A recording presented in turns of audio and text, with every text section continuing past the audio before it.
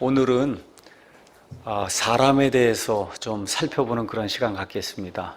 지금까지 Q&A를 여러 차례 진행했는데 Q&A 때 이제 들어온 그 질문 중에 하나가 영과 육과 혼에 대해서 좀 설명해 주시면 좋겠다, 이렇게 이제 이야기가 됐어요. 그래서 사실은 그 조직 신학도 있고 우리 옛날에 김문수 목사님 강의한 것도 있고 이렇게 있어서 그걸 들으면 좀 되지 않겠는가 이렇게 생각을 하고 이제 미뤄왔는데, 아무래도 이제 성도들이 많이 생기고 이렇게 하다 보니까 교회에서 한 번은 영과 육과 혼에 대해서 설명을 할 그런 필요가 있겠다, 이런 생각이 들어서 오늘은 제목을 영혼육 1시간에 떼기, 이런 그 제목으로 Q&A 진행하도록 하겠습니다.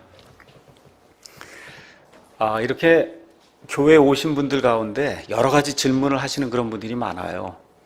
그런 분들 가운데 공통적으로 많이 묻는 게 영과 육과 혼을 어떻게 구분하느냐, 이 내용으로 묻는 분들이 상당히 많습니다. 그 이야기는 성도들이 여러 가지 교리 중에 영혼, 육에 대한 그 교리로 혼란을 많이 겪는다.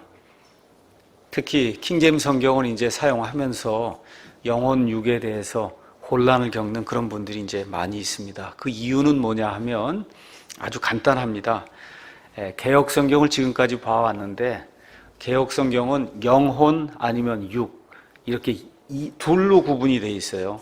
영혼 아니면 육, 이렇게 둘로 구분이 돼 있어요. 그런데 히브리 성경, 그리스 성경, 뭐 영어 성경, 뭐 기타 다른 나라의 이런 성경들 가서 보면, 그러면 영혼하고 육으로 돼 있는 게 아니라 영혼, 육에 세 개로 이렇게 사람의 그 존재, 그 구성, 그것을 셋으로 지금 나누고 있습니다. 그래서 지난 한 100년 이상을 영혼 아니면 육, 항상 이렇게 듣다가 킹제임스 성경을 읽으면 영혼, 육이 이렇게 다 구분이 돼서 나오니까, 그래서 당연히 여기 어떤 혼란이 생기는 것 같습니다. 두 번째는 개역 성경이 영과 육과 혼을 설명하는 성경에 가장 처음 나오는 창세기 2장 7절 말씀, 거기서 가서 보면 그냥 쉽게 말씀드리면 하나님이 흙으로 사람의 몸을 만들고 하나님의 숨을 이렇게 불어넣으니, 개역 성경 가서 보니까 사람이 생령이 됐다는 거예요. 생령이 됐다. 이건 뭐 치명적인 오류거든요. 치명적인 오류. 그러니까 이러한 그 성경을 가지고는 영과 육과 혼을 이해한다는 것 자체가 거의 불가능합니다. 불가능. 이런 상태니까 지난 100년 동안 영혼, 육으로 배워왔고, 또 그런 가운데 영과 육과 혼을 처음으로 설명하면서 성경에서 저와 여러분이 어떤 단어가 처음 나오면 그 단어가 성경 전체의 용례를 이야기해 주는 거예요. 그러니까 창세기 2장 7절에 하나님이 흙으로 사람, 몸을 만들고 하나님의 숨, 영을 불어넣으니까 사람이 산 영이 됐다고 하니, 이게 도대체 무슨 이야기를 하는지 도저히 그 성경을 갖고 이해할 수가 없는 그와 같은 이제 문제가 생기는 거죠. 그래서 이런저런 이유로 해서 그냥 두루뭉술하게 아는 거예요. 그냥 영혼, 육이 있다, 영혼이 있다, 이렇게만 아는 거지, 정확하게 영과 혼과 육이 뭐냐 이렇게 물으면은 머리를 극적극적 할 수밖에 없는 그런 상태입니다. 자, 그럼 먼저 사람은 이중적 존재냐 아니면 삼중적 존재냐, 여기에 대해서 잠깐 말씀을 드리도록 하겠습니다. 자, 이중적 존재라고 주장하는 이와 같은 사람들은 왜 그렇게 이야기하냐, 한번 우주 공간의 모든 것을 보라는 거예요. 보면 모든 것이 다 물질과 비물질 두 개로 구성이 되어 있지 않냐. 그렇죠? 그러니까 사람도 물질적인 요소가 있고 비물질적인 요소로 두 개로 구성이 되어 있는 거지 셋이 아니다, 이렇게 주장을 하는 거예요. 그러니까 영은 이거는 비물질에 속한 거기 때문에 사실은 사람이 몸이 있고 이렇게 혼이 있는데 혼이 비물질적인 요소 아니냐, 그렇기 때문에 영도 거기에 속한 거다, 이렇게 이제 보는 겁니다. 이렇게 되니까 영과 혼을 하나로 뭉뚱그려서 영혼이라고 해야 된다, 이렇게 주장하는 사람들이 있는 겁니다. 이게 장로교의 개혁주의 입장이에요. 장로교는 이중적인 그와 같은 구분으로 사람을 나누는 겁니다. 그래서 영과 혼은 같은 실체를 가리키는 두 개의 용어다. 장로교 개혁주의는 그렇게 주장을 하고 있는 거예요. 지금 이 시간에도. 자, 그래서 개혁 성경을 가서 예를 들어 누가복음 1장 46절에서 47절 가서 보시면 마리아가 하나님을 찬양하는 그런 내용이 나오는데, 우리 킹제임 성경으로는 내 혼이 주를 크게 높이고, 내 소울이에요. 혼이 주를 크게 높이고 내 영이 하나님 내 구원자를 기뻐했다.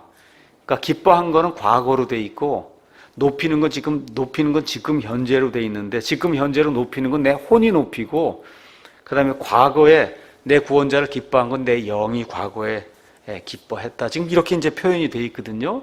그래서 그리스 말도 소울, 그다음에 스피릿, 이 두 개, 영과 혼이 구분이 돼 있고, 영어도 당연히 구분이 돼 있고, 말틴 루터 성경도 당연히 구분이 돼 있고, 다 구분이 돼 있는 거예요. 근데 이제 개혁 성경을 번역한 그 번역자들은 이런 걸 믿지 않으니까 거기 뭐라고 이제 기록이 돼 있냐 하면 소울을 영혼이라고 번역했어요. 영혼. 그다음에 거기 내 영이, 이거는 마음으로 번역을 했어요. 이렇게 번역이 돼 있으니까 도저히 구분이 안 되는 거예요. 두 개를 영혼으로 하나 묶어 놓고, 그렇죠? 그다음에 영 하나 나온 것도 마음으로 써 놓고, 그러니 그 성경을 가지고는 일단 영과 그다음에 혼이 구분이 된다는 것 사실 자체를 일단은 인지할 수가 없습니다.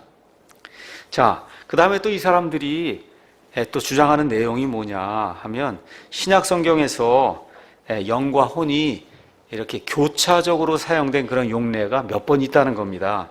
예를 들어 고린도후서 7장 1절 가서 보니까 육과 영의 모든 더러움에서 우리 자신을 깨끗하게 하자, 이렇게 되어 있어요. 육과 영의 모든 더러움에서. 그런데 베드로전서 2장 11절 가서 보면 혼을 대적하여 싸우는 육체의 정욕들을 삼가라. 그러니까 지금 더러운 거 이런 거 얘기하면서 고린도후서 7장 1절은 육과 영의 더러움, 그 다음에 여기 베드로전서 2장 11절에는 혼을 대적하여 싸우는 육체가 결국은 육이거든요. 이렇게 지금 영과 그 다음에 혼이 교차적으로 사용된 게 아니냐, 이렇게 이제 주장하는 겁니다. 또 하나, 예를 들어 고린도전서 5장 5절 가서 보면 거기 음행을 벌였던 어떠한 악한 그런 그 성도가 나오는데, 사도 바울이 그 악한 성도를 사탄에게 내어줘서 몸을 멸하게 하는 그런 내용이 나옵니다. 그러면서 뭐라고 하느냐 하면 몸을 멸해서 영이 예수님의 날에 구원을 받게 하려 합니다. 그래서 마치 영이 구원받는 듯한 그런 말씀으로 거기 나오고, 그 다음에 야고보서 5장 20절 등 여러 군데 가서 보면 혼이 구원받는다는 거예요. 혼이 구원받는다. 그러니까 영의 구원, 혼의 구원 이렇게 나오니까 결국은 영혼이 하나가 아니냐, 이제 이렇게 이제 주장을 하는 겁니다. 자, 반대로 삼중적인 존재다 사람이, 이렇게 주장하는 그 근거는 뭐냐? 가장 큰 근거가 성경 말씀 자체가 영과 육과 혼 셋으로 모든 걸 구분해 놨다는 거예요. 그러니까 하나님의 입에서 나온 히브리어, 하나님의 입에서 나온 그리스말, 그 히브리어 그리스말을 온전하게 번역한 영어 성경, 독일어 성경, 스페인 성경, 어느 모든 성경 다 가서 봐도 성경은 항상 영과 육과 혼 이 셋으로 구분이 되어 있다는 겁니다. 구분이 되어 있어요. 교차적으로 사용한 경우가 있다 해도 영과 혼은 다르다는 겁니다. 그거 어떻게 할 수 있느냐? 예를 들어 데살로니가전서 5장 23절 제가 읽습니다. 평강에 바로 그 하나님께서 너희를 온전하게 거룩히 구별하시기를 원하노라. 너희가 나옵니다. 내가 하나님께 기도하여 너희의 온 영과 혼과 몸을 우리 주 예수 그리스도께서 오실 때까지 흠없이 보존해 주시기를 구한다. 지금 사도 바울이 그렇게 이야기하고 있어요. 보니까 영과 혼과 몸이 나오잖아요. 그렇죠? 이게 지금 다르니까 영과 혼을 지금 구분하고 있는 거를 개혁 성경도 어쩔 수 없이 다 영과 혼과 몸이라고 번역했어요. 왜 그러냐? 이거 두 개 합쳐갖고 영혼이라고 할 수가 없잖아요. 그렇죠? 또 예를 들어 히브리서 4장 12절 가서 보면 하나님의 말씀은 살아있고 권능이 있으며 양날 달린 어떤 검보다도 예리하여 영과 혼과 또 관절과 골수를 찔러갖고 둘로 이렇게 쪼개서 나눈다는 거예요. 그럼 무슨 얘기예요? 나눌 수 있는 거라는 거예요. 그렇죠? 영과 혼을 사람은 구분하기 어렵다 해도 하나님의 말씀으로는 영과 혼을 이렇게 딱 찔러가고 둘로 이렇게 나눌 수 있다는 거예요. 나눌 수 있는, 서로 다른 거기 때문에 이게 나눌 수 있는 거지, 이거 같이 영혼이라고 뭉뚱그려갖고 하나로 쓰면은 이거 해석이 안 되는 거거든요. 그러니까 이런 부분 가서 보면 개역성경도 다 영과 혼이 다르다 그렇게 표현해 놨어요. 근데 나머지 다른 부분에서 다 영혼으로 이렇게 번역을 지금 해놓은 겁니다.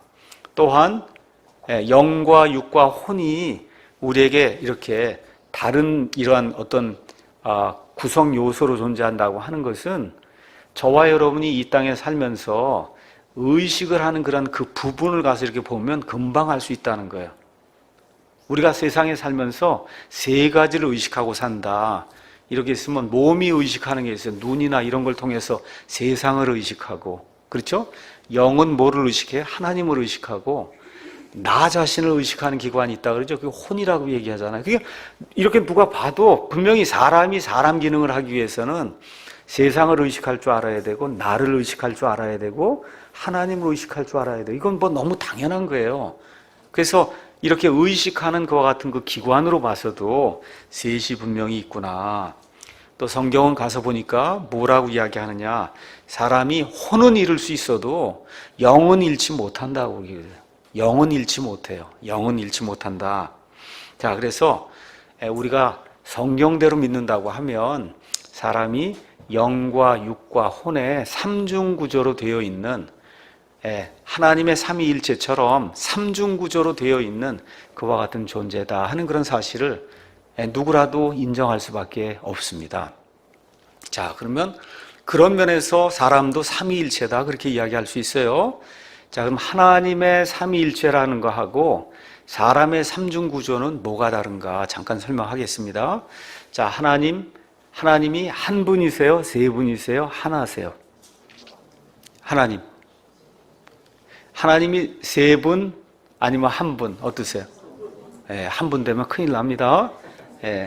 하나님이 아버지 하나님, 아들 하나님, 성령 하나님, 그러면 인격체가 세 분이세요? 아니면 한 분이세요?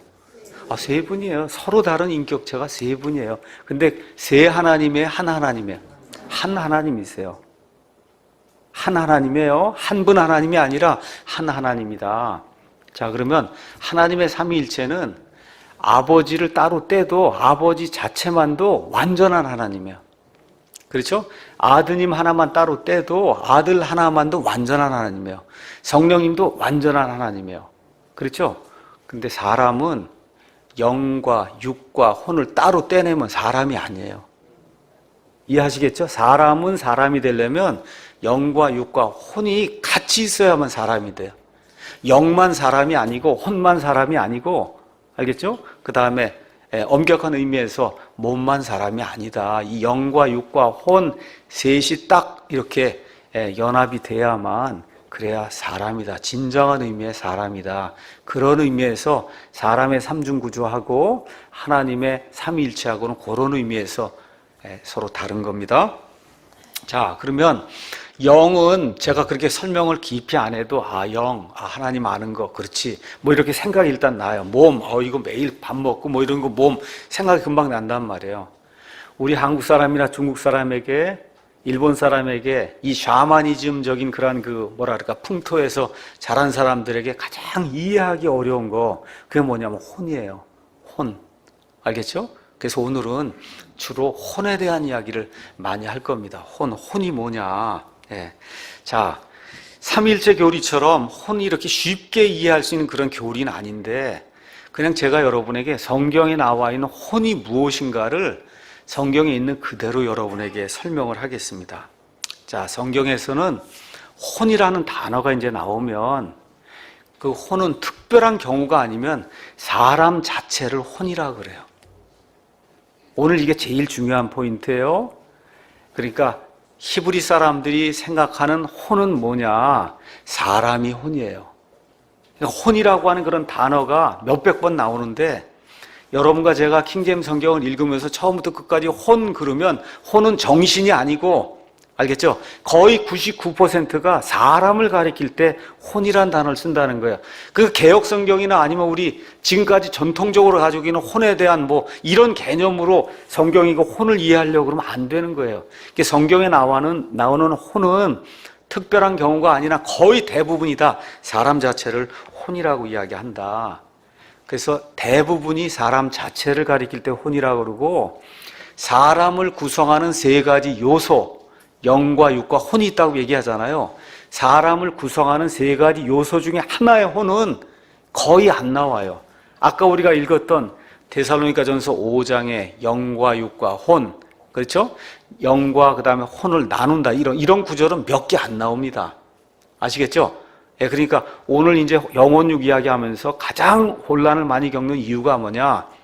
성경은 사람을 혼이라고 얘기하는데, 우리가 알고 있는 혼은 정신을 혼이라고 얘기하는, 넋이 나갔다, 넋 이런 걸 자꾸 이런 걸 혼이라고 이야기하는 거거든요. 그게 우리의 개념하고 성경이 이야기하는 히브리적인 그런 개념이 혼에서 너무 큰 차이가 있기 때문에, 그래서 저와 여러분이 성경을 이해하는데 어려움을 이제 겪는 겁니다. 다시 얘기할게요. 특별한 일이 없는 한 성경을 이렇게 읽는 가운데, 특히 구약 성경 읽는 가운데 혼이 나오면 그 혼은 사람 자체를 가리키는 거다, 그렇게 이야기하면 됩니다. 자, 창세기 2장 7절에 처음으로 사람에 대한 정의가 나옵니다. 제가 읽겠습니다. 주 하나님께서 땅의 흙으로 사람을 지으시고 생명의 숨이 히브리 말로 루하우예요. 생명의 숨을 그의 콧구멍에 불어 넣으시니까 사람이 살아있는 혼, 네페시가 된 거예요. 이해하시겠죠? 사람이 살아있는 혼이 된 거예요. 자, 이렇게 몸뚱어리가 이렇게 만들어서 흙으로 이거 만들고 하나님의 영을 쭉 하고 콧구멍에 불어 넣으니까 사람이 살아있는 혼, 뭐예요? 살아있는 인격체, 생명체, 생명이 됐다는 뜻이에요. 사람이 생명이, 그런 의미가 성경에 나와 있는 혼입니다. 아시겠죠? 그래서 사람 자체를 혼이라고 이야기한다. 고린도전서 15장 45절에도 분명하게 그렇게 기록이 되어 있습니다. 자, 이거를 개역성경, 아까 제가 말씀드린 대로 여호와 하나님이 흙으로 사람을 지으시고 생기 루하우를 그 코에 불어넣으시니 사람이 생명이 됐다, 영이 됐다. 그래서 루하우를 불어넣었더니 루하가 됐다는 거예요. 아닙니다. 루하우를 불어넣었더니 네페시가 됐다는 거예요. 그렇죠? 그래서 뭐예요? 살아있는 혼이 됐다는 거예요. 혼. 이거를 지금 이런 방식으로 번역을 해놓으니 그러니까 문제가 되는 거예요. 이 생명은 완전한 오역이에요. 이것 때문에 엄청난 이단 교리가 생기는 겁니다. 자, 이 말씀을 고린도전서 15장에 가서 보면 부활장에 사도 바울이 다시 한번 인용을 해요. 자, 그러면 제가 여쭤볼게요. 창세기에 있는 말씀은 하나님의 입에서 나올 때 어느 나라 말로 나왔어요? 히브리 말로 나왔죠? 자, 그 히브리 말을 이제 사도 바울이 신약 성경에서 인용을 해요.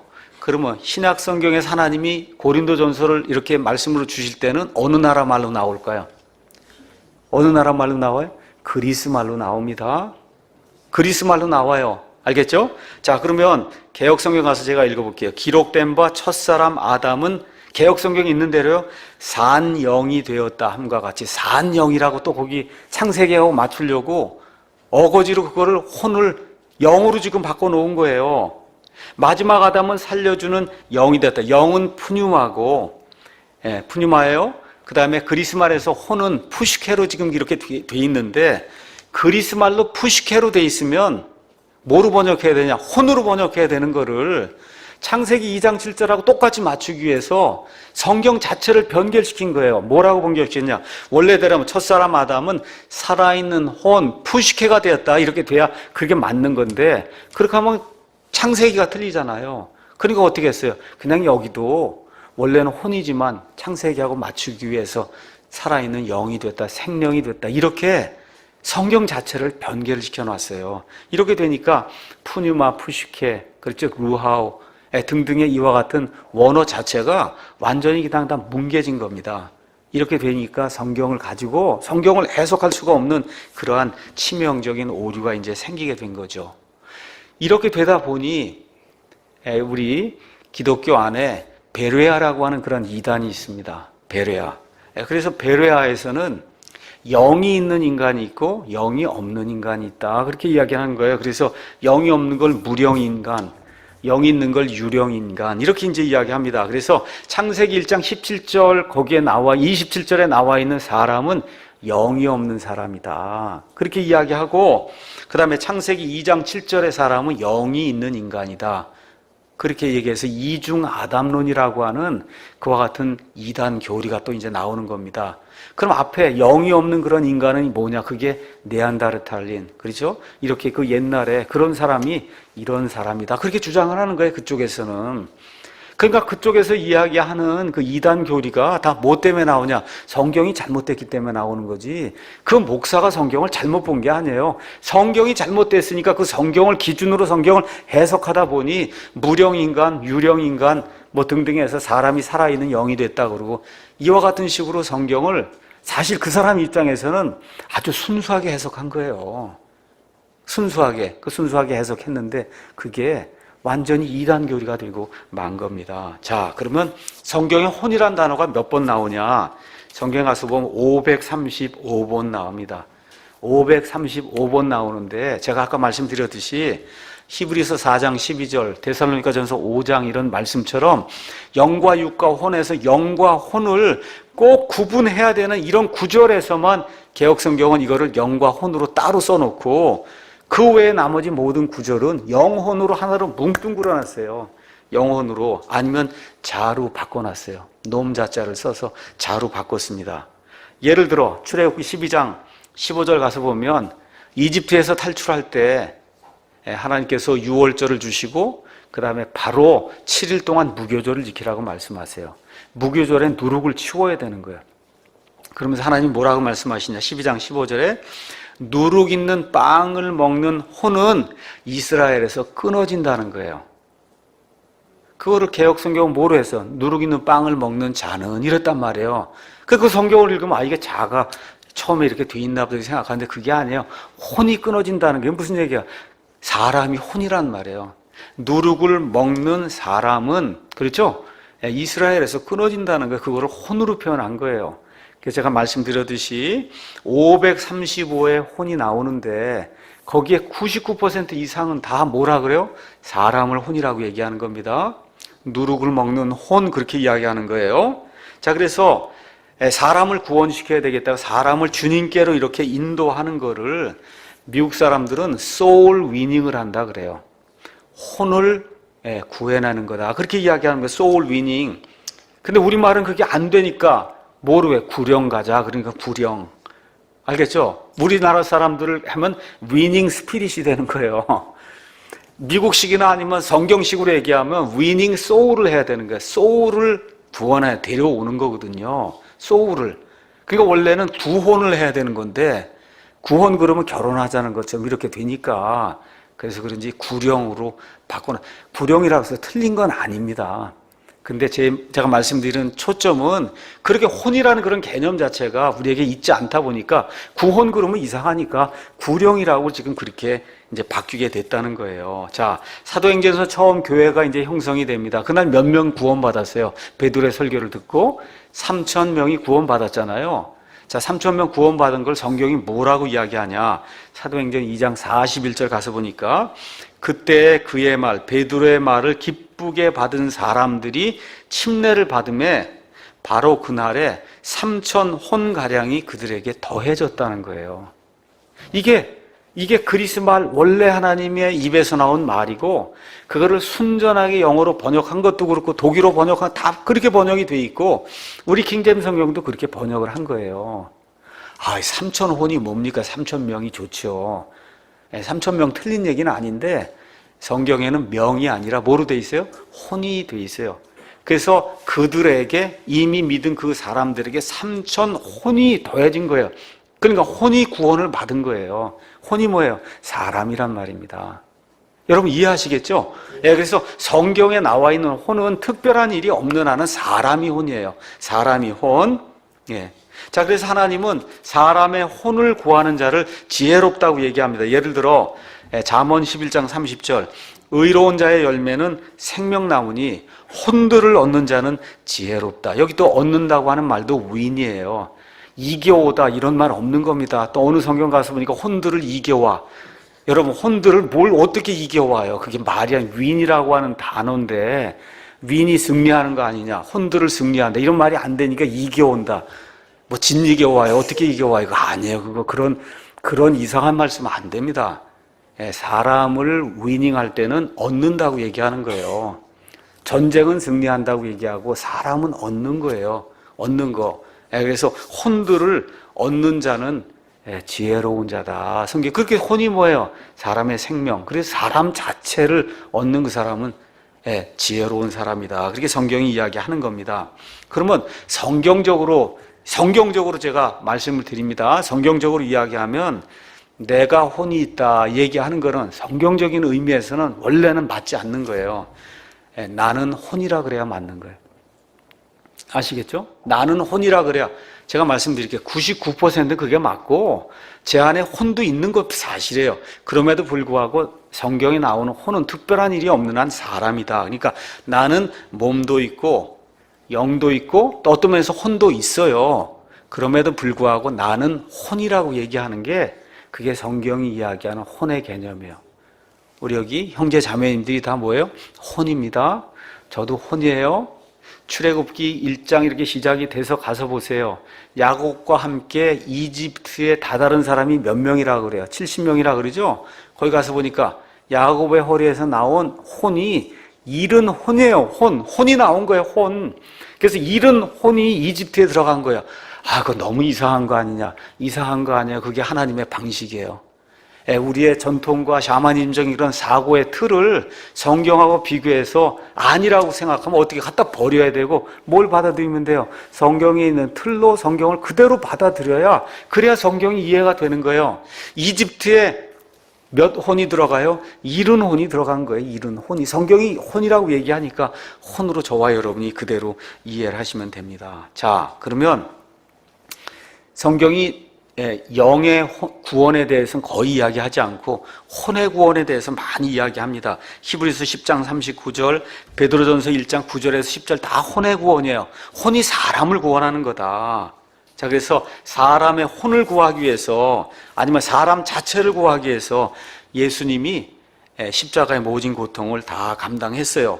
그래서 저와 여러분이 예수님을 따른다고 하면 예수님이 구하려고 했던 그 혼들을 저와 여러분도 구하기 위해서 애를 써야 됩니다. 근데 이렇게 얘기하니까 그럼 혼만 구원받냐 자꾸 얘기하는데 제가 말씀드리니까 혼을 구원한다고 하면 그 사람 전체를 구원하는 거예요. 그러니까 사람은 구원받으면 맞아요. 혼이 구원받아요. 근데 더 엄밀하게 이야기하면 그 혼을 구성하는 사람을 구성하는 영도 구원받고 그렇죠? 혼적인 요소 자기 자신을 이렇게 의식하는 그런 기와 혼도 구원받고 나중에 몸도 언제 예수님 이 땅에 공중강림 하실 때 몸도 구속을 받고 그렇게 되니까 사람은 전 인격체가 구원받는 거예요. 구원받으면 그걸 굳이 나눈다 그러면 영도 구원받고 혼도 구원받고 몸도 구원받고 그걸 하나로 얘기하면 혼이 구원받는다 그렇게 얘기하는 거예요. 이해하시겠죠? 제가 이렇게 강조를 해서 말씀드리는 거. 자, 그러면 혼은 뭐냐? 하나님이 우리 사람을 만드실 때 하나님의 형상으로 만들었다 그랬어요. 형상은 똑같이 생긴 게 형상이에요. 형상, 이미지, 형상이에요. 하나님하고 똑같이 생긴 거. 하나님하고 똑같이 생긴 것 중에 하나가 뭐냐? 하나님은 불멸하시는 분이에요. 불멸. 아시겠죠? 그렇기 때문에 하나님이 우리 사람을 혼으로 만드셨다고 하는 얘기는 불멸의 혼을 우리에게 주셨다는 거예요. 불멸의 혼. 그러니까 예수님이 뭐라고 말씀하시냐 하면 하나님은 아브라함과 이삭과 야곱의 하나님이라고 얘기하잖아요. 모세에게 나타나셔서. 근데 모세에게 나타나서 하나님이 나는 아브라함의 하나님이요 이삭의 하나님이요 야곱의 하나님이다. 근데 아브라함, 이삭, 야곱은 인간적인 면에서 봤을 땐 죽었어요. 지금 살아있어요. 죽었잖아요. 근데 그 말씀하시면서 뭐라 그래요?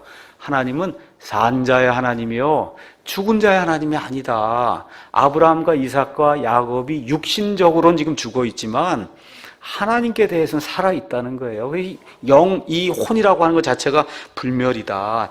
그래서 이 생명, 사람의 혼 이게 멸절이 되지 않는다는 거예요. 그래서 예수님이 혼을 구원하시기 위해서 이 땅에 오셨다. 그래서 고대 히브리 사람들은 생명을 부여하는 부분, 즉 혼이 숨 속에 있다고 그렇게 생각을 했어요. 사람이 죽으면 숨과 함께 혼이 떠난다. 그래서 창세기 35장 18절 가서 보면 라헬이 죽는 장면이 나와요. 그녀의 혼이 떠난다 그래요. 혼이. 그러니까 사람이 죽으면은 죽는 건 뭐예요? 분리가 되는 게 죽는 거예요. 사람이 영과 육과 혼으로 돼 있는데 영과 혼이 몸에서 분리되는 그걸 죽는다고 이야기해요. 그러니까 영도 분리가 되고 혼도 분리가 되고 몸만 여기 남는 게 그게 죽는 거예요. 육신적으로 죽는 거. 자, 그래서 히브리어 또 그리스 성경에서 사람을 가리키는 혼이라는 말은 짐승에게 적용이 될 때는 종종 생명으로 번역이 됐어요. 생명 맞습니다. 생명체 그렇게 번역이 됐어요. 그러나 사람과 짐승 모두에게 공통으로 있는데 짐승의 경우는 몸과 함께 사라지는 그러한 생명이에요. 짐승에게 그 혼은 사라집니다. 없어지고 말아요. 근데 사람 속에는 사람의 생각과 사랑과 그 다음에 사고를 지배하는 불멸의 혼이 있습니다. 바로 이 불멸의 혼 때문에 사람과 짐승이 구분이 되는 거예요. 그럼 짐승도 영이 있어요, 없어요? 있어요, 없어요? 이것도 샤머니즘적인 구조에서는 짐승이 무슨 영이 있어? 성경이 뭐라 그래요? 짐승도 영이 있다고 전도서 3장이 우리에게 분명히 이야기하거든요. 짐승도 영이 있어요. 짐승 몸이 있어요, 없어요? 있습니다. 짐승도 몸이 있어요. 짐승도 혼 있어요, 없어요? 있어요. 근데 그 혼이 불멸의 혼이 아니에요. 짐승은. 사람은 불멸의 혼이고 짐승은 하나님의 형상을 따라 만들어진 그와 같은 존재가 아니에요. 사람은 하나님의 형상을 따라 만들어서 하나님의 불멸의 혼이 들어있다. 그래서 이것이 사람과 짐승의 차이가 된다. 자, 그 다음 장으로 넘어가서 그림이 이제 하나가 나와 있습니다. 여기 그림. 자, 여기 그림부터는 저와 여러분이 지금까지 알고 있던 혼과 영과 육이 이 안에 이제 설명이 되어 있는 겁니다. 설명이 되어 있어요. 자, 다시 한번 짚고 넘어갑니다. 성경에 혼이 한 500번 나오는데 성경의 혼은 특별한 일이 없는 한 뭘 가리켜요? 사람을 가리키는 거예요. 여기 지금 가서 보면 사람을 혼으로 이제 이야기했는데 사실은 그 안에 영이 있고 혼이 있고 그 다음에 몸이 있다는 우리가 지금까지 알고 있는 정신세계의 그와 같은 한 부분으로서 혼이 이 안에 지금 기록이 돼 있어요. 여기부터는 저와 여러분이 조금 이해하기가 쉬울 겁니다.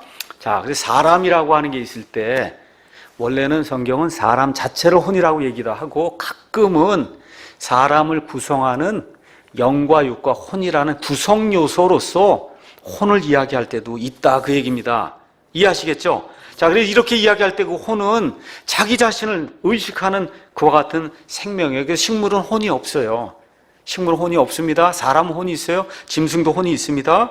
다시 말씀, 짐승은 혼이 있는데 불멸의 혼이 아니에요. 불멸의 혼이 아니에요. 또 계시록 18장 14절 가서 보면 도시도 혼이 있다 그래요. 도시도 혼. 이런 경우에는 생명이라고 이야기하는 겁니다. 자, 그러면 혼이 정신세계에 속한 것이 어떤 게 있냐? 지성, 분별력, 양심, 의지, 이런 것들이 이 안에 이제 속해 있는 거예요. 생각하는 거, 기억하는 거, 이런 것들이 그 안에 속해 있어요. 그래서 혼은 인격체인 그 사람을 대표하는 거예요. 지성이라고 하는 건 어떤 일이 옳은지 그른지 판단하는 거. 그렇죠? 도둑질은 나쁘다. 이거 아는 거예요, 이거. 분별력은 그 일에 대해서 그럼 내가 무엇을 하려고 하느냐. 분별하는 거예요. 저게 나쁘면 저걸 해야 될 거냐, 하지 말아야 될 거냐가 분별하는 거예요. 그게 어디에 속했어요? 혼의 영역에 속해 있는 거다. 의지는 그 문제에 대해서 내가 구체적으로 어떻게 하려고, 자, 나쁘다고 뭐 이렇게 다 분별이 됐어요. 그럼 내가 할 거냐, 안 할 거냐 하는 게 그게 의지잖아요. 그렇죠? 그래서 사람이 펄슨이라고 하는 게 인격체가 되려면 지정의가 있어야 된다 얘기하는 겁니다. 지정의. 자, 그런데 저와 여러분이 기억해야 될 게 있어요. 자, 이렇게 몸이 있습니다. 그 다음에 가운데 이제 혼이 있고, 그 다음에 그 가운데 이제 영이 있는데, 영이 하나님을 의식하는 그런 기관이에요.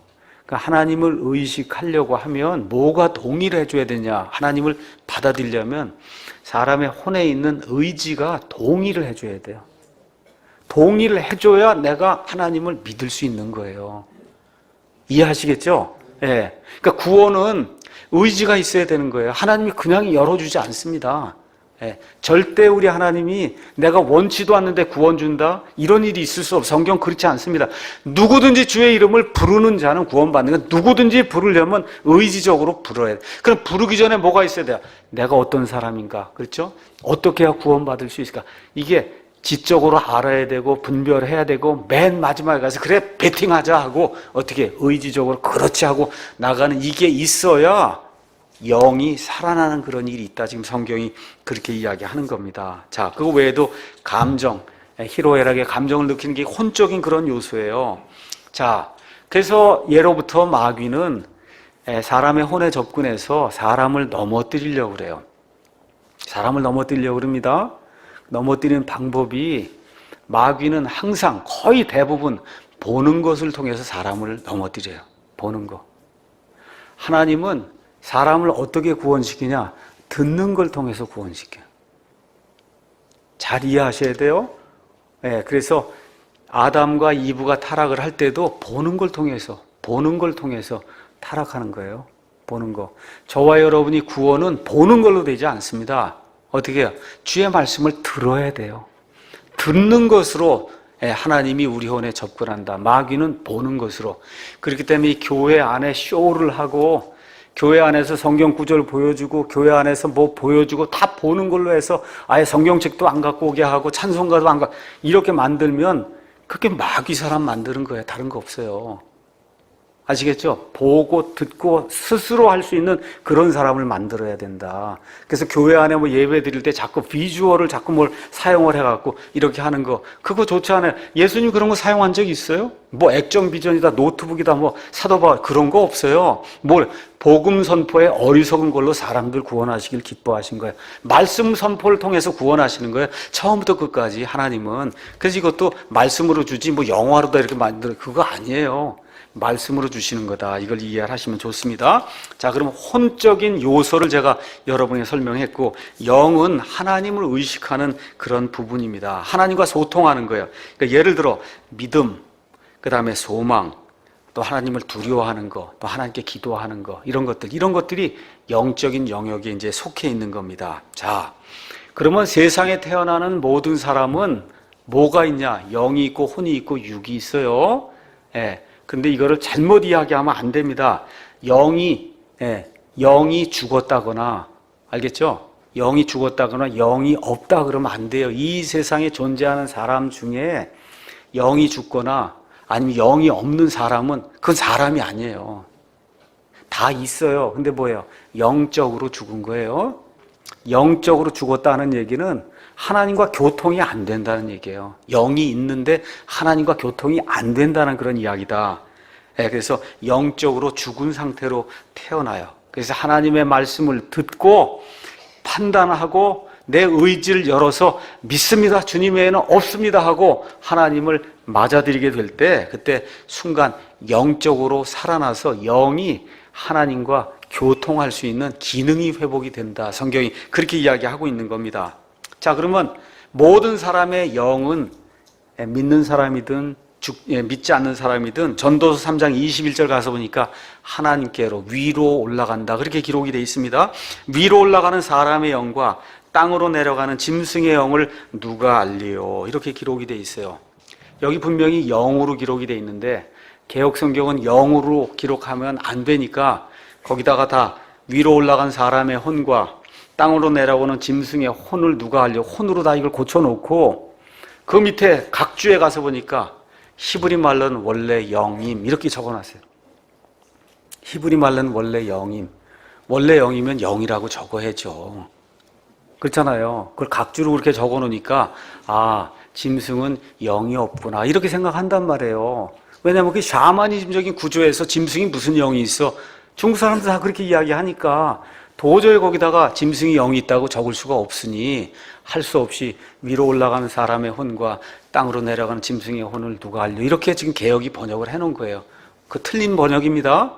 자, 가서 보니까 사람은 죽으면 다 어떻게 돼요? 위로 영이 올라가고 짐승은 땅으로 사라진다. 그렇죠? 땅으로 내려간다. 이게 무슨 얘기야? 짐승은 죽으면 그걸 다 끝이 난다는 그런 이야기라는 거예요. 여기 영은 숨을 이야기하는 겁니다. 숨. 그렇죠? 죽으면 숨을 내주잖아요. 영어로 가서 뭐 give up the ghost 그랬어요. 숨을 내줘요. 내주면은 여기 주님 안에서 살아있는 사람이든 주님 밖에 있는 사람이든 다 숨을 내준다는 거예요. 얘기 뭐냐? 숨을 주신 하나님께로 숨이 다 올라간다는 그런 뜻이에요. 다른 의미 아무것도 없는 겁니다. 다시 말씀드려, 숨의 소유자가 누구예요? 하나님이에요. 그게 숨의 소유자인 하나님께로 숨이 다시 돌아간다는 그런 이야기를 하는 거고, 짐승은 그럴 필요가 없다는 거. 짐승은 그걸 다 게임이 끝나는 거다. 그렇게 이야기를 하는 겁니다. 자, 그래서 성경은 분명히 짐승도 영이 있다. 그렇게 이제 이야기합니다. 자, 그러면 셋째, 몸은 뭐 하는 데냐? 몸은 세상을 의식하는 거예요. 그래서 우리가 오감이 있잖아요. 그렇죠? 오감이 있어서 눈, 코, 귀, 입, 그렇죠? 이런 피부, 이런 걸 통해서 세상을 지금 의식하고 있어요. 근데 성경은 몸을 나쁘다고 이야기하지 않습니다. 잘 이해하셔야 돼요. 몸을 막 괴롭게 해서 금욕주의에 빠지는 거, 그 성경이 원하는 거 아니에요. 성경은 몸과 혼이 서로 파트너로 서로 협력해서 하나님을 섬겨야 된다. 그렇게 이야기합니다. 몸은 특별히 신약시대에 하나님의 영이 거하는 전이로 돼 있어요. 하나님의 성전이에요, 이 몸이. 구약에는 예루살렘에 모리아산에 거기에 성전이 있고 하나님이 그 안에 거하신다. 물론 하나님 셋째 하늘에 거하시지만 이 땅에서 거기 거하신다 해서 특별한 한 장소 성전이 있었습니다. 신약 시대로 넘어오니까 저와 여러분 모두가 각자가 성전이고 이렇게 모여 있는 이 교회 자체가 성전이다. 성경이 그렇게 이야기를 하고 있어요. 그렇기 때문에 몸이 하나님의 성전이기 때문에 이 몸으로 하나님께 영광을 돌려야 된다. 그러니까 몸으로 하나님께 영광을 돌려야 되는데 몸을 우리의 주인으로 생각하면 그러면 쾌락주의가 생기는 거예요. 몸이 원하는 대로 살면 그러면 쾌락과 탐욕에 빠지게 되거든요. 이거 안 된다는 거예요. 또 몸을 원수로 생각하면 이 원수가 이렇게 해갖고 몸을 그냥 막 안 된다는 거예요. 그거 아니다. 아시겠죠? 가서 그냥 철야해야 된다 그러고 그냥 매일 철야 이렇게 해서 몸을 죽이면 안 되는 거예요. 그럼 건강하게 해야 하나님의 영이 거하는 전인데 몸을 건강하게 이렇게 관리를 해야지 이 죽일 놈 해갖고 몸을 죽이면 안 된다는 거예요. 그래서 충분히 잠도 자고 영양도 충분히 섭취를 하고 또 몸이 그냥 막 불어나갖고 남 보기에도 이상하면 그 안에 하나님이 계시는데 좀 안 좋잖아요. 그렇잖아요. 그러니까 몸도 좀 웬만하게 좀 이렇게 좀 슬림하게 좀 해야 되겠다고 자꾸 늘어나면 여기도 가서 보면 제가 이게 지난번에 말씀드리듯이 빼야 산다 그렇게 적혀 있잖아요. 빼야 산다 이렇게. 그렇잖아요. 그러니까 몸도 좀 웬만하게 좀 갖고 와야 되겠다 이렇게 생각을 하고 사는 게 그게 정상적인 거예요. 그래서 몸은 미워할 대상도 아니고 또 숭상의 대상도 아니고 몸은 하나님께 복종해야 된다. 로마서 12장 1절. 그래서 우리 몸 안에서 예수님이 영광을 받는다. 그래서 고린도 후서 5장 10절에 가서 보니까 이제 예수님 공중 강림하실 때 우리가 다 공중으로 채워 올라가서 몸이 영화롭게 변화가 되자마자 어딜 가요? 그리스도의 심판석에 가요. 그러면 우리 몸 안에서 선한 것이든 악한 것이든 이룬 것들에 대해 회개복을 한다는 거예요. 우리 몸을 가지고 한 것에 대해. 그러니까 몸을 잘 다뤄야 돼요. 몸을 잘 다뤄야 된다. 자, 그러면 사람이 죽으면 어떤 일이 생깁니까? 사람이 죽는다고 하는 거 성경은 죽는 걸 분리라고 얘기합니다. 영과 육과 혼 세 가지 구성 요소로 돼 있는데 영과 혼이 몸에서 분리가 돼서 떠나요. 그래서 어디로 가요? 구원받은 사람은 즉각 어디 가요? 영과 혼이 예수님에게로 가는 거예요. 중간 단계 이런 거 없습니다. 주님에게로 곧바로 가는 겁니다. 구원받지 못한 사람 즉각 어디로 가요? 지옥 불 속으로 들어가는 거예요. 그러면 몸은 어디로 가요? 무덤에 가요. 믿는 사람의 몸이든 믿지 않는 사람의 몸이든 다 무덤에 가요. 그 나중에 둘 다가 다 부활하게 됩니다. 부활. 자, 그런데 중요한 포인트를 제가 여러분에게 말씀드릴게요. 사람은 이 땅에 있든지 천국에 있든지 지옥에 있든지 사람은 세 가지가 있어야 사람이에요. 자, 죽으면 영과 혼이 떠나죠. 근데 뭐가 없어요? 그럼 이 몸은 지금 여기 있으니까 뭐가 없어요? 몸이 없잖아요. 몸이 없으면 사람이 아니에요. 그래서 하나님이 성경에 뭐라고 이렇게 이야기도 있지 않지만 여러분이 부자와 나사로 이렇게 가서 보니까 부자가 저기 가서 눈으로 보기도 하고 말도 하기도 하고 뭐가 있어요? 몸이 있단 말이에요. 중간 단계의 몸을 하나님이 주십니다. 그래서 여기 있든지 지옥에 있든지 천국에 있든지 사람은 항상 영과 육과 혼, 이 세 가지로 구성이 되게 돼 있어요. 그렇게 돼 있다. 그래서 최종적인 몸을 잊기 전까지 어떠한 하나님이 주시는 중간 단계의 그런 몸을 우리가 가지고 있습니다. 계시록 6장에 가서 보면 거기 혼들이 나와요. 혼들이 흰 옷을 입어요. 몸이 있어야 입는 거거든요. 아브라함도 몸이 있고 지금 죽어 있는 그런 상태의 아브라함이지만 몸이 있어요. 그래서 중간 단계의 그런 몸을 하나님이 주셔서 어디에 있든지 사람은 영과 육과 혼 세 가지로 구성이 되어 있는데, 예를 들어 아브라함 같은 경우, 저희 아버지 같은 경우 지금 천국에 가 있다. 우리 아버지 같은 경우 천국에 가 있어요. 이렇게 가 있으면 영과 육, 그 다음 뭐가 있어요? 중간 단계에 어떠한 몸이, 혼, 그 다음 중간 단계에 몸이 있는데 이게 완벽한 몸이 아니거든요. 그래서 어떻게 돼요? 예수님 공중강림 하실 때 어떻게 돼요? 우리 아버지 같으면 파주에 있단 말이에요. 지금 몸이. 그렇죠? 하나님이 그 몸을 이 영과 그 다음에 혼하고 딱 결합을 시켜서 그래서 영화로운 몸이 되도록 그렇게 만들어 주셔서 영원히 하나님의 본성에 참여하는 그와 같은 사람으로 만들어 줍니다. 이거를 성경이 몸의 구속이라고 이야기해요. 그래서 몸도 구원받는 거예요. 그래서 결국은 영과 육과 혼, 이 셋이 퍼펙트하게 주님 안에서 구원받아요. 그게 성경이 이야기하는 완벽한 혼의 구원이다. 이렇게 이제 이야기할 수가 있습니다. 자, 그럼 영혼 육 결론 말씀드리겠습니다. 사람 안에는 분명히 영과 육과 혼의 세 부분이 있습니다. 분명히 있어요. 그래서 그런 의미의 혼이 있습니다. 사람을 구성한 한 요소로서의 혼. 근데 그런 용도의 그 용례의 혼은 성경에 거의 안 나와요. 몇 구절만 그런 게 나오고 500번이 넘는 그 혼의 그 용례를 가서 살펴보면 성경은 사람 자체를 혼이라고 이야기한다. 그 두 개를 잘 구분할 줄 아는 그런 지혜로운 사람이 되면 좋습니다. 그러니까 엄밀한 의미에서 성경은 나는 혼이라고 이야기하는 거예요. 나는 혼이다. 그렇게 이야기하는 거예요. 몸도 있고 영도 있고 사실 혼도 있지만 엄밀하게는 나는 혼이에요. 이 내용을 기억을 하시면서 여러분이 잘 알고 있는 핸드폰을 가지고 다시 한번 영과 육과 혼을 설명을 하겠습니다. 자, 여러분 한번 핸드폰 이렇게 한번 보세요. 핸드폰 이렇게 보시면, 자, 통신사 가입을 안 하고 지금 하나 새 거를 지금 사갖고 왔습니다. 그리고 전원 차지해서 하면 그걸 다 음악도 들을 수 있고, 그렇죠? 그렇잖아요. 그걸 다 영상도 볼 수 있고 내비게이션 되고 다 됩니다. 다 돼요. 자, 그럼 제가 한번 물어볼게요. 그 겉에 들어있는 기계 있잖아요. 사실 그게 핸드폰일까요? 아니면 그 안에 이 모든 것을 가능하게 만드는 소프트웨어가 핸드폰일까요? 어떤 게 핸드폰? 여러분, 우리가 이거 핸드폰 갖고 왔잖아요, 이거. 그렇죠? 근데 엄밀한 의미에서 핸드폰은 그 안에 있는 뭐 유리, 그렇죠? 뭐 자판, 이게 핸드폰이에요? 아니면 그 핸드폰이 핸드폰답게 기능을 하게 만드는 소프트웨어가 핸드폰이에요? 소프트웨어가 핸드폰이에요, 사실은. 그렇잖아요. 마찬가지예요. 그러니까 이거 몸 이렇게 있는 거 이거를 기능하게 할 수 있는 그게 혼이란 말이에요. 그게 아시겠죠? 그러니까 핸드폰의 그 소프트웨어가 사실은 사람의 혼과 비슷한 거예요. 사람의 혼과 비슷한 거다. 자, 그래서 통신사에 가입하지 않아도 통화 빼고는 다 할 수 있어요. 그거 가지고. 맞습니까? 다 할 수 있어요.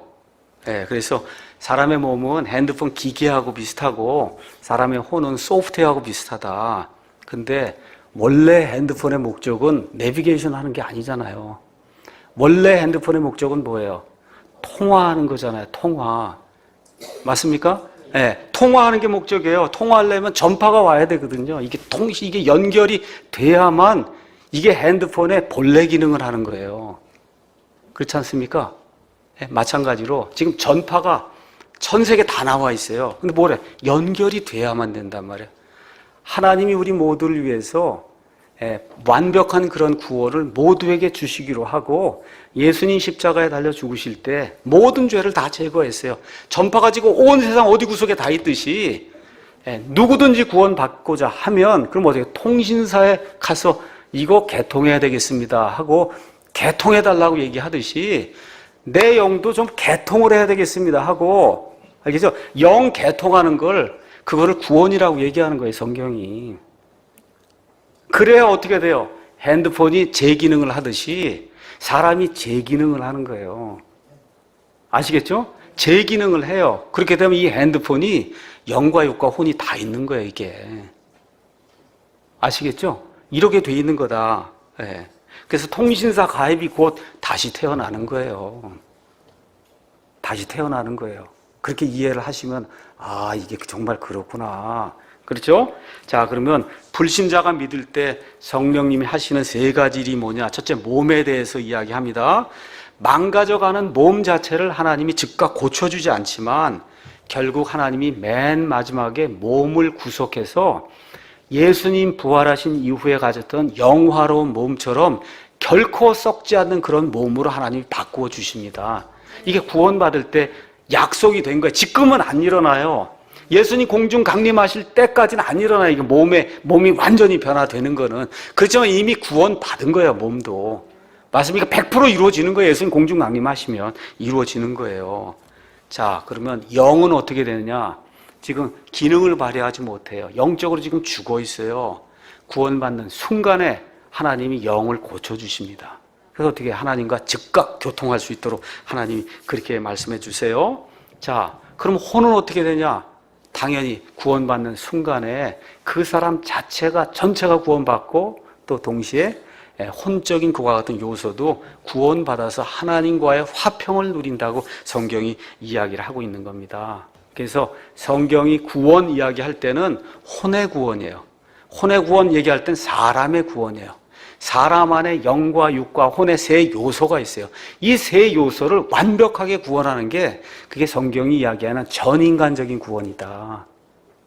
여러분 이해하시겠죠? 그래서 구원받는 순간에 영이 구원받고 혼이 구원받고 몸도 구원받는 게 약속이 돼 있어요. 다만 예수님 공중 강림하실 때까지는, 그때까지 죽어있는 사람은 그때까지 무덤에 있어야 되고, 그때 살아남아 있는 사람은 죽지 않고 어떻게 몸이 홀연히 변화가 돼서, 그래서 영과 육과 혼 완벽한 사람이 하나님과 함께 영원 무궁토록 하나님과 함께 통치하며 사는 것, 이것이 성경이 이야기하는 사람의 구원이다. 이렇게 이해하면 될 것 같습니다. 여기까지 하고 마치겠습니다.